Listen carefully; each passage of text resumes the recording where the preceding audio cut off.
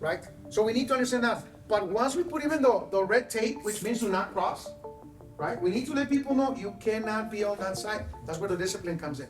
So the reason that my construction manager wanted to send me to this class was just to further my education. Like, I'm still pretty much learning construction, just to further my education on like the safety standards, pretty much how to make like our work site safe. So in this training, I've learned ladder safety as we would learn today. We learned today the electrical components, how a lockout works, which I have never heard of a lockout, so I thought that was pretty interesting, that those safety measures are available to us. And then train them properly. So one of the things we're gonna be learning right now, Mr. Leo's gonna show us how to use a good harness, how to put it on, how to work with it, to understand the concepts of the harness.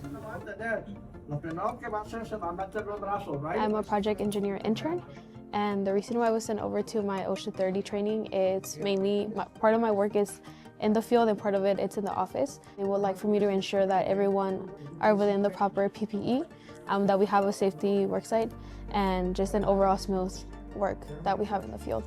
Also, I've learned a few things here at the OSHA.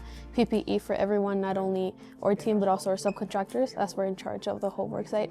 To learn different techniques on how to avoid, for example, JHA, so a job hazard analysis, which includes several steps to avoid any incidents or accidents that could have been prevented.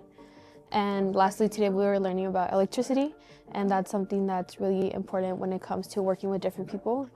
Just because you're working on a line doesn't mean that someone else is going to come in.